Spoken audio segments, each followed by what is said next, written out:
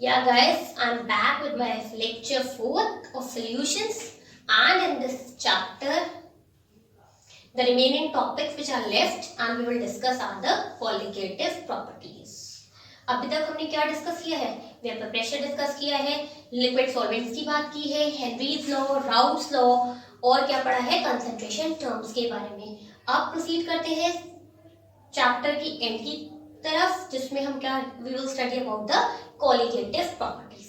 अब colligative properties क्या क्या इंक्लूड करते हैं? फर्स्ट ऑफ ऑल अगर बात करें हम कौन कौन से कॉलिगेटिव प्रॉपर्टीज पढ़ेंगे. नंबर 1 है relative lowering of vapour pressure. Number 2 is elevation in boiling point. Third आपकी कॉलिगेटिव प्रॉपर्टी है depression in freezing point. And fourth colligative property is the osmotic pressure. तो guys what do you mean by colligative properties? क्या है colligative properties? अगर colligative properties को देखें तो ऐसी कोई भी प्रॉपर्टी जो किस पे डिपेंड करती है? On the number of solute particles. किस पे डिपेंड करेगी? On number of solute particles and not on their nature. आप कौन सा क्या सोल्यूट ऐड कर रहे हो उस पे ना डिपेंड करके कितना ऐड कर रहे हो, कितनी क्वांटिटी ऐड कर रहे हो, अगर प्रॉपर्टी उस पे डिपेंड करेगी तो आप क्या कहोगे? That particular property will be called as colligative property. तो क्या बताया मैंने आपको? Colligative property is that property which will depend on the number of solute particles and not on the nature of solute particles. Hope it's clear. Now proceeding to our first colligative property, which is relative lowering of vapor pressure. तो चलिए हम proceed करते हैं अपने relative लॉइंग of vapour pressure पे. तो ठीक है, हम लोगों ने लास्ट लेक्चर में ये पढ़ा था कि जो वेपर प्रेशर हो सॉल्वेंट का वो क्या होता है? सॉल्यूशन में लेस देन होता है दैन द प्योर सॉल्वेंट. अगर हम बात करते हैं प्योर सॉल्वेंट की तो उसका वेपर प्रेशर क्या होगा? ज्यादा होगा. और अगर मैं बात करती हूँ it has increase vapour pressure. और अगर हम बात करते हैं सॉल्वेंट इन सॉल्यूशन तो उसका वेपर प्रेशर आपका क्या होगा? डिक्रीज होगा. किसकी वजह से डिक्रीज होगा? Due to non volatile solute. तो अगर मेरा नॉन वोलेटाइल सोल्यूट है तो आपको क्या मालूम हुआ है कि आपका जो वेपर प्रेशर होगा वो सॉल्वेंट का जो सोल्यूशन में प्रेजेंट है वो लेस होगा किससे? प्योर सॉल्वेंट से. अब राउट जो था ही established a relationship that lowering of vapour pressure वो किस पे डिपेंड करता है? On the concentration of solute particles पे डिपेंड करता है. राउट ने ये कहा कि ये जो हमारे पास लोअरिंग हुई है वेपर प्रेशर की वो किस पे डिपेंड करेगी? कंसंट्रेशन पे. कितना अमाउंट है सोल्यूट पार्टिकल्स का किसमें प्रेजेंट? इन द सॉल्यूशन या इन द सॉल्वेंट. ठीक है, और वो किस पे? It is independent of the identity. It will not depend on identity. किस पे डिपेंड नहीं करेगी? On identity of solute. ठीक है, अब it will not depend on it. ठीक है, अब उसने कहा कि एक ऐसा रिलेशन उसने एस्टैब्लिश किया, उसके अकॉर्डिंग उसने ये चीज कहा, we have studied this that pressure is directly proportional to the mole fraction. यही पढ़ा था हमने, partial pressure is directly proportional to the mole fraction which will be equals to P1 not X or P not X, where P is the vapor pressure of pure solvent. अब ये चीज आपको मालूम हो गई. First equation you can give it according to Raoult's law. P will be equals to the vapor pressure will be equal to P naught into X, where P naught क्या denote करता है? लिक्विड सॉल्वेंट का. It is liquid और pure solvent vapour pressure. So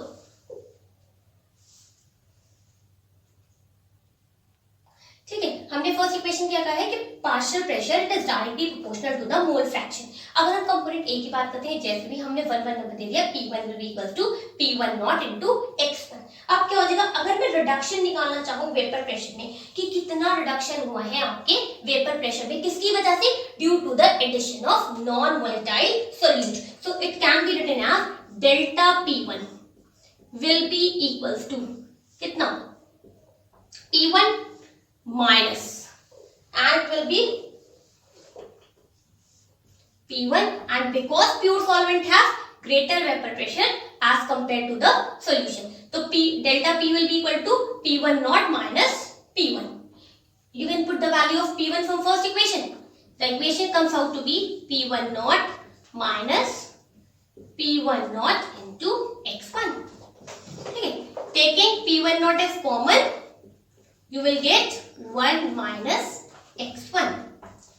ठीक है, ये आ गई हमारे पास relation. Next you know that 1 minus x1 will be equals to x2. ये मैंने आपको रिलेशन बताई थी from x1 plus x2 is equals to 1. So 1 minus x1 comes out to be x2. You can put its value here. So delta P1 will be equals to P1 naught into x2. अगर आप mole fraction की value calculate करना चाहो तो क्या आ जाएगी?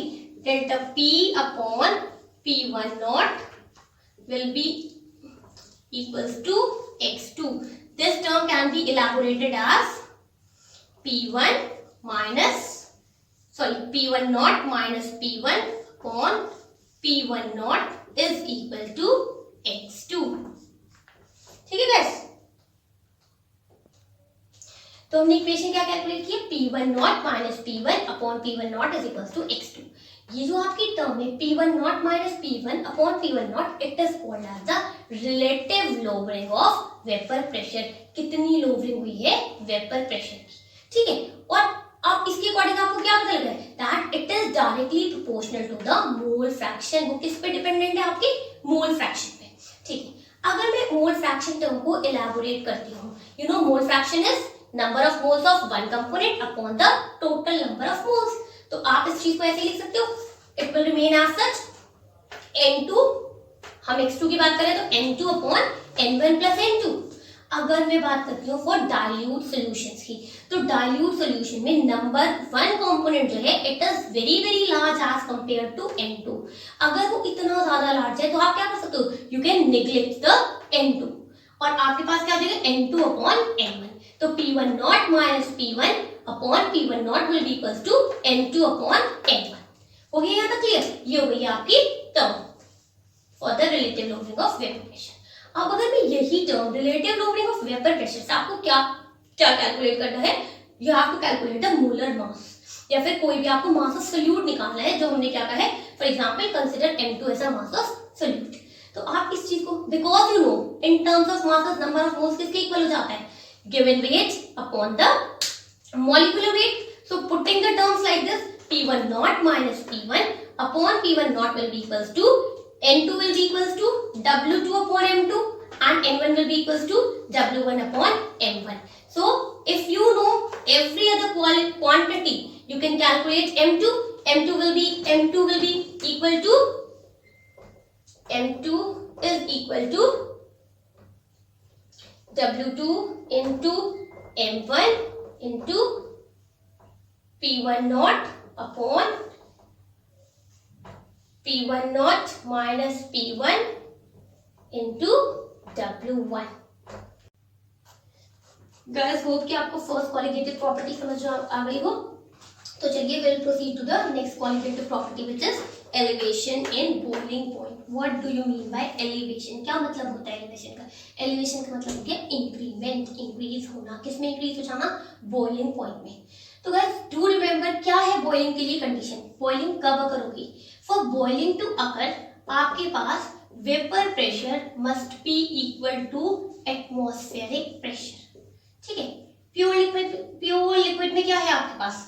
Boiling में लगा है normal range, because vapour pressure जल्दी अटेन हो जाएगा. अगर मैं उस लिक्विड में क्या करती हूँ, नॉन वोलेटाइल सोल्यूट ऐड कर देती हूँ. नॉन वोलेटाइल सोल्यूट के ऐड होने की वजह से जो सोल्यूशन हो जाएगा इस बार उसका क्या हो जाएगा? Its vapour pressure will decrease. उसका वेपर प्रेशर क्यों डिक्रीज हो जाएगा? Due to non volatile solute. क्या कहा है मैंने? Due to non volatile solute. आपके पास क्या हो जाएगा? Vapour pressure will decrease. अगर वेपर प्रेशर डिक्रीज हो जाएगा, अब आपको क्या करना पड़ेगा? You have to provide more temperature. आपको टेम्परेचर जो है वो ज्यादा प्रोवाइड करना पड़ेगा. Temperature will increase so that to attain atmospheric pressure. Atmospheric pressure तक अटेन करने के लिए आपको टेम्परेचर इंक्रीज करना पड़ेगा. तो तो अब क्या हो जाएगा, आपके पास एक नॉर्मल टेम्परेचर था और एक यहाँ पे आप क्या कर रहे हो, नॉन वोलेटाइल सॉल्यूट की वजह से टेम्परेचर को इंक्रीज कर रहे हो, तो there will occur a elevation. आपके बॉइलिंग टेम्परेचर में क्या हो रहा है, एलिवेशन हो रहा है, मतलब आपके दोनों बॉइलिंग टेम्परेचर डिफरेंट हो गए। तो आप इस चीज को कैसे रिप्रेजेंट कर सकते हो, डेल्टा टीबी। डेल्टा टीबी किसके लिए इक्वल होगा, जो आप एक्स्ट्रा प्रोवाइड कर रहे हो टीबी, मतलब TB will be the boiling point of solution, boiling temperature for solution. ध्यान रखें सॉल्यूशन के अंदर आपके पास क्या है, non volatile solute and the liquid solvent, and it will be difference by TB naught. TB naught क्या है आपके पास, for the boiling temperature for pure solvent, ठीक है। तो डेल्टा टीबी, आपके पास डेल्टा टीबी आ गया, ठीक है।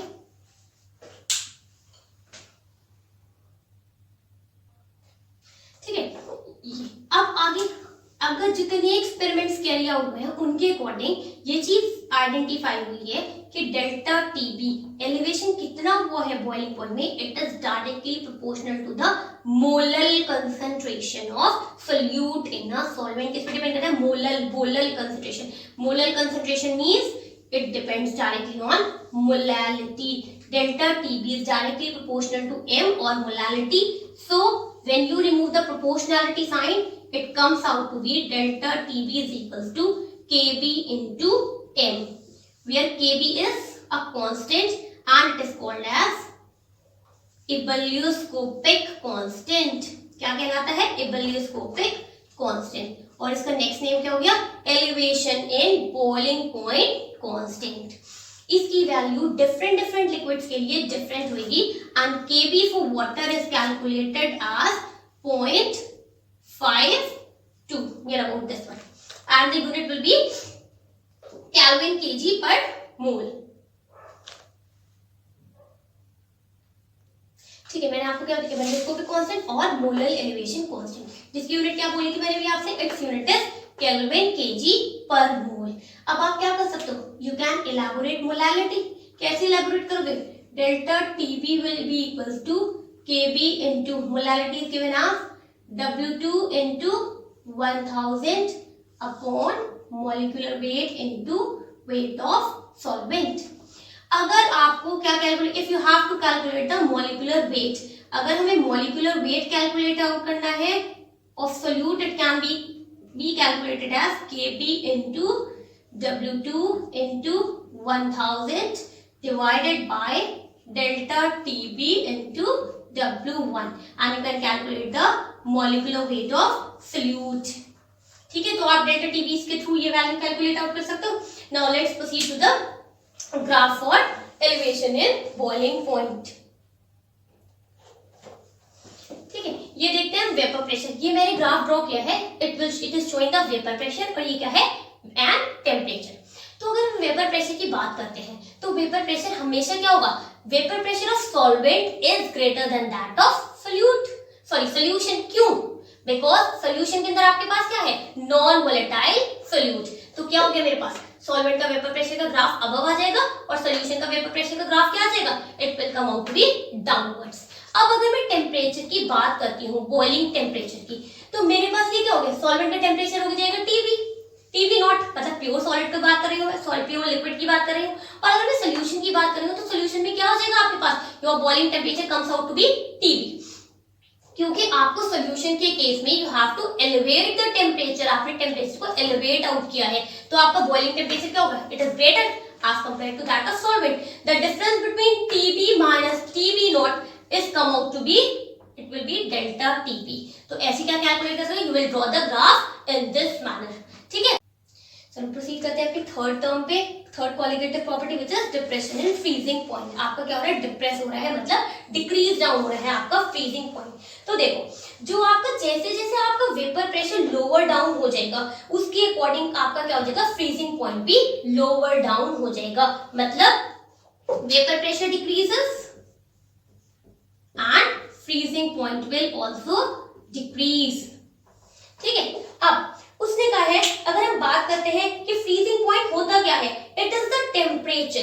फ्रीजिंग पॉइंट को आप कैसे डिफाइन करोगे, वो temperature at which the vapour pressure of substance in it liquid phase जो वेपर प्रेशर होगा सब्सटेंस का कौन से वाले फेज में, liquid phase, it will be equal to the vapour pressure in a solid phase. तो वो टेम्परेचर जब वेपर प्रेशर लिक्विड फेज का और सॉलिड फेज का इक्वल हो जाएगा, when the vapour pressure of कौन से किस फेज की बात करें हम, liquid phase, will be equal to vapour pressure of solid phase, तब आपके पास क्या होगा, that particular temperature will be called as the freezing point of a solution.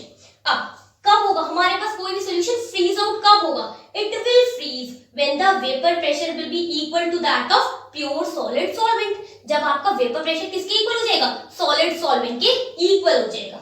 ठीक है, अब राउट ने क्या किया, राउट ने, क्योंकि हमने बात की थी फिर से वही नॉन वोलेटाइल सोल्यूट ऐड करने की, तो राउट ने एस्टैब्लिश की रिलेशनशिप। उसने कहा कि अगर हम कोई भी नॉन वोलेटाइल सोल्यूट ऐड कर देते हैं, किसमें ऐड कर रहे हैं हम, टू द सॉल्वेंट, तो वो वेपर प्रेशर क्या हो जाएगा प्योर लिक्विड का, इट विल डिक्रीज, वो डिक्रीज हो जाएगा, और this will lead to the, and now अब क्या हो जाएगा, it will become equal to the solid solvent at lower temperature. जब वेपर प्रेशर डिक्रीज हो रहा है तो बहुत ही कम टाइम पे क्या हो जाएगी, फ्रीजिंग विल अकर हो जाएगा, फ्रीजिंग विल अकर। तो अगर मैं बात करूं डेल्टा टीएफ की, डेल्टा टीएफ क्या हो जाएगा, अगर मैं ले रही हूं TF not for pure solid minus TF, आपके पास ये क्या होगा, it is the freezing point for pure solvent and it is of solution. So the freezing point of pure solvent is greater than that of solution. Okay.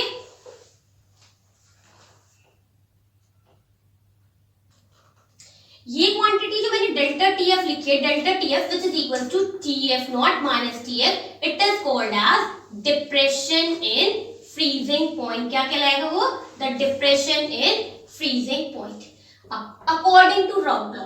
जैसे Raoult ने पहले dilute solutions के लिए delta TB को directly relate किया था molality से, similarly उसने कहा कि जब फ्रीजिंग पॉइंट की हम बात करते हैं तो डाइल्यूट सॉल्यूशंस के लिए delta TF is directly proportional to that of molality.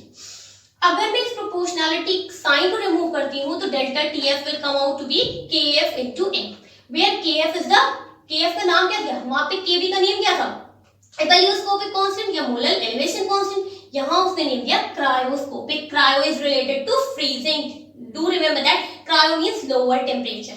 तो केएफ क्या हो गया, क्रायोस्कोपिक कांस्टेंट नेम दे दिया, या फिर हम कह सकते हैं it is molar freezing point depression constant. और सिमिलरली केएफ की यूनिट भी क्या होगी, kelvin kg per mole, and the value for KF for water is 1.86 kelvin kg per mole.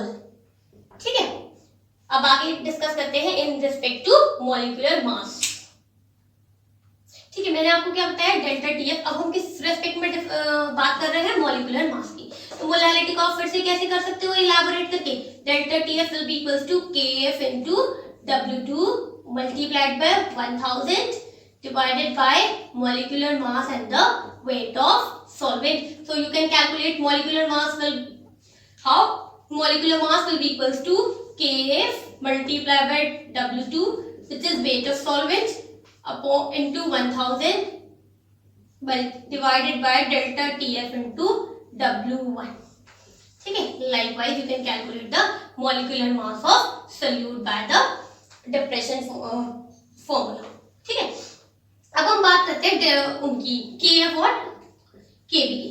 KF कैसे कैलकुलेट कर सकते हो आप, केबी कैसे कैलकुलेट कर सकते हो, तो देखो केएफ जो है, जब हम केएफ की बात करते हैं इट डिपेंड्स ऑन, वो किस पे डिपेंड करेगा, KF will depend on the nature of solvent. वो किस पे डिपेंड करता है, नेचर ऑफ सॉल्वेंट पे। और आप उसे कैसे कैलकुलेट कर सकते हो, उसका रिलेशन कैसे कैलकुलेट कर सकते हो, KF is equals to RT, where R is क्या है यार, universal gas constant, m T is temperature and m is the molar mass and is equal to RT square। T क्या हो जाएगा आपका, फ्रीजिंग पॉइंट। ठीक है, RT square multiplied by molar mass of solvent divided by 1000 into heat of, किसकी बात कर रहे हैं हम, डेल्टा H, फ्यूजन की, जिसे हम क्या बोलते हैं, मेल्टिंग भी बोलते हैं। तो ये किस पे डिपेंड करता है? On the nature of solvent and it can be calculated by the following relation, जहाँ पे R क्या है आपका गैस कांस्टेंट, जिसकी सब आपको वैल्यू मालूम है, इट इज 8.314 और 0.0821 in atmosphere. TF is the freezing point temperature. M is the molecular mass divided by 1000 into delta enthalpy of fusion. Similarly आप ये भी कैसे कैलकुलेट कर सकते हो? ये भी आप ऐसे ही कैलकुलेट कर सकते हो, बस इस बार यहाँ क्या हो जाएगा? R T square for B boiling temperature multiplied by molar mass and it is divided by 1000 and heat of vaporization. किसकी बात कर रहे हैं? Boiling की, vaporization की.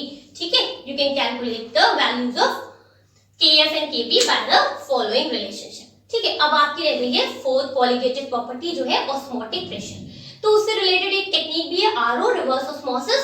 तो हम कल के लेक्चर में डिस्कस करेंगे अपनी osmosis and that osmotic pressure, reverse osmotic technique and the last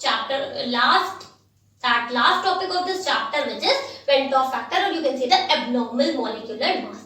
ठीक है, कल हम ये लोग ये डिस्कस करेंगे और कुछ न्यूमेरिकल्स इस पोर्शन से रिलेटेड भी करेंगे. ओके गाइस, टिल नाउ अब यहाँ तक आप सिर्फ यही रिवाइज करोगे, अच्छे से रिवाइज कीजिएगा और अगर कोई भी प्लीज क्वेरी हो you can post it in the comment section. ठीक है, और अगर आपने अभी तक सब्सक्राइब नहीं किया है तो प्लीज सब्सक्राइब करना ना भूलें and do like and share.